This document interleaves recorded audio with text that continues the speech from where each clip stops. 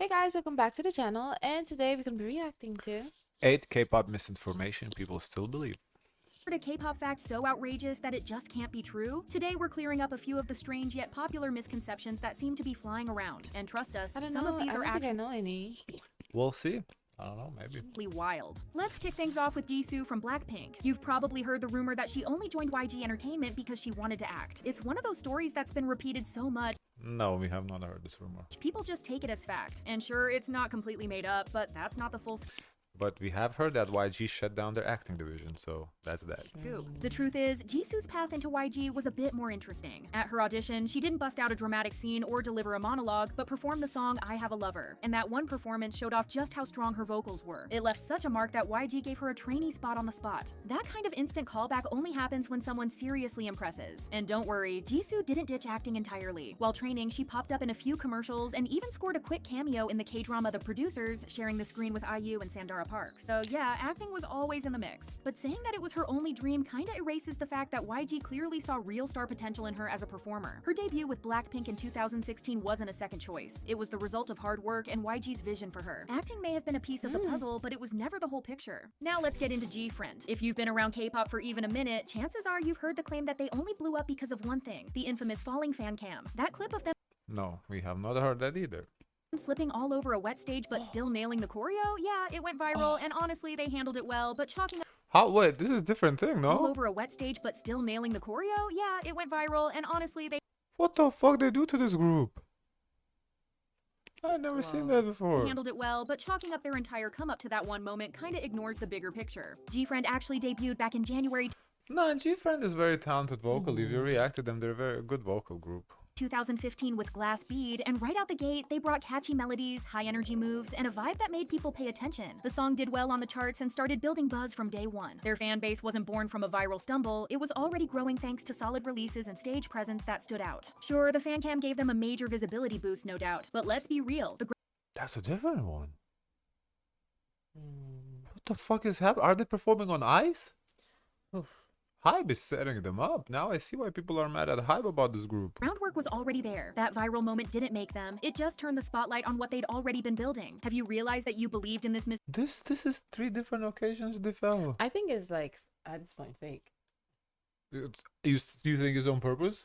Honestly, 3 times it's kind of sus. misinformation? Let us know in the comments if you did, and if you want to stay up to date with K-pop news, don't forget to like and subscribe. Moving on to one of those fan theories that's been floating around for years. This idea that BTS members V and J-Hope were originally supposed to have completely different roles in the group. You've probably heard it. Supposedly V was meant to be No, a we have rapper, not. and J-Hope was lined up for vocals. But here's the thing, V, a there's really no rapper? solid proof to back that up. J-Hope came in strong as a rapper and dancer from day one, and that's exactly the lane he stayed in. He's known for his sharp moves and tight flow, and he's been delivering on both since the beginning. As for V, his deep soulful voice was never a side note. It was a standout feature. From the earliest tracks, his vocals helped shape BTS's overall sound, and that hasn't changed. Sure, both of them have played around with their styles. J-Hope's solo projects have leaned into melodic rap and more vocal-driven moments, while V has occasionally tried out a few rhythmic rap-like lines, but experimenting is just part of being an artist. It doesn't rewrite their main roles in the group, so as fun as the theory sounds, it's more likely just a case of fans letting their imaginations run wild than something that ever came close to actually happening. Now here's one that always makes the rounds when people talk about IU, the powerhouse soloist who basically redefined what it means to go solo in K-pop. The story goes that JY Park himself, the founder of JYP Entertainment, personally turned her down at an audition. It's got that perfect blend of drama and irony, right? Like, imagine rejecting IU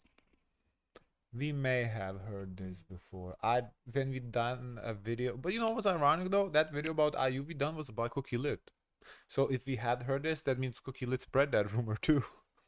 only to watch her become one of the most beloved voices in the industry. Okay. But when you actually break it down, the timeline does not quite hold up. Yes, IU was rejected by JYP, that part's true, but JY Park wasn't the one who looked her in the eye and said no. Oh.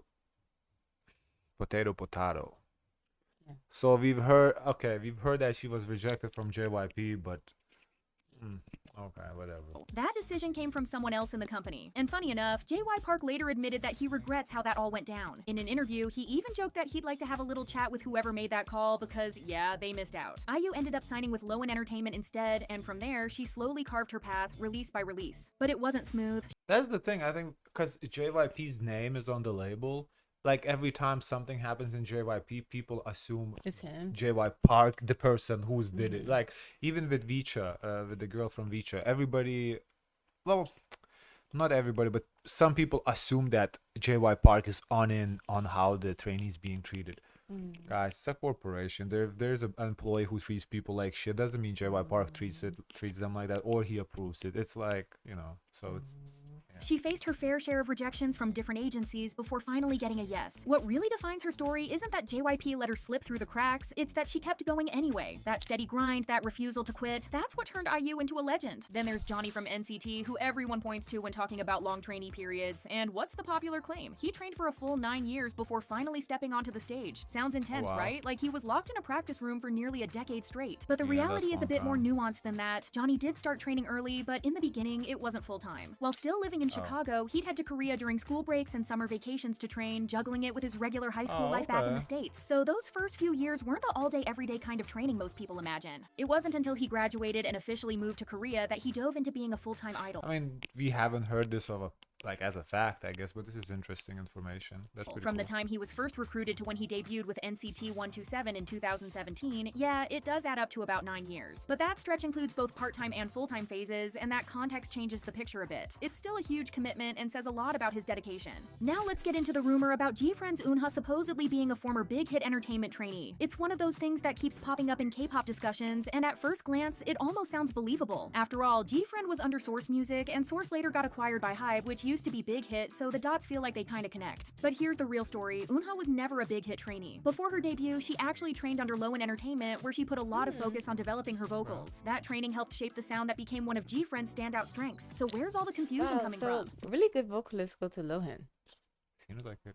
Most likely from Sinbi, her fellow member who was a Big Hit trainee before switching over to Source. Sinbi even trained with BTS at one point, which adds to the mix-ups, but Eunha's path was completely separate. Knowing who trained where doesn't just clear up fan theories, it also shows how G-Friend came together with such a wide range of backgrounds. It wasn't one company molding them from start to finish, it was different systems, different influences, and a blend of experiences that gave the group their signature style. Next up is Neon from Idol, a name that always seems to come with a bit of YG Entertainment backstory. Yep, she was a trainee under YG for a while and was even in the running for what eventually became Blackpink. But here's where things get a little— I remember this. Yeah, but With Jisoo. it was part of the leaks that she was the fifth girl.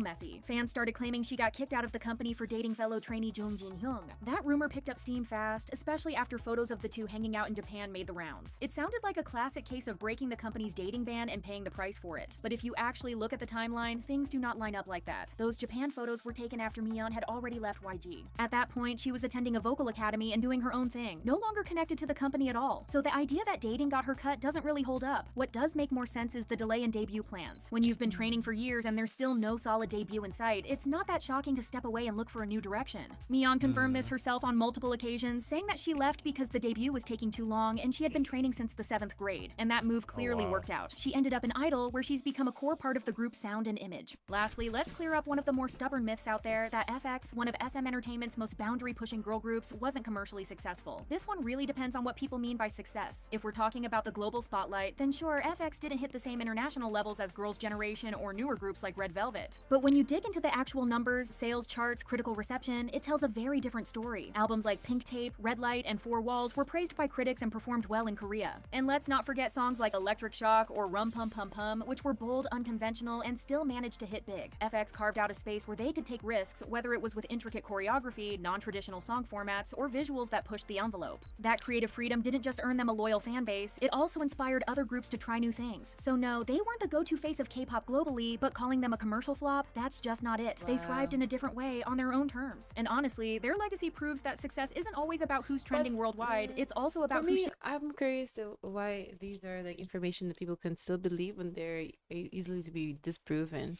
I would Yeah. think if there was more like secrecy or information that's not available, that then people can, hold these mistruths. But these informations because Yeah. it's quite available. Interesting video. We have not heard any single one of them except for the JYP one, but I guess that was just semantics.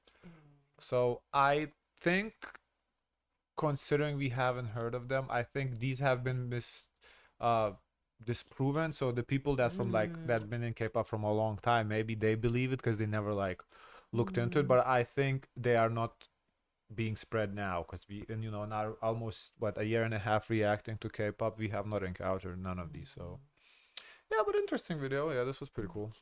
Guys, of course, let us know your thoughts. Don't forget to like, comment, and subscribe. Join the Discord. And as always, always, always, share as much kindness as possible.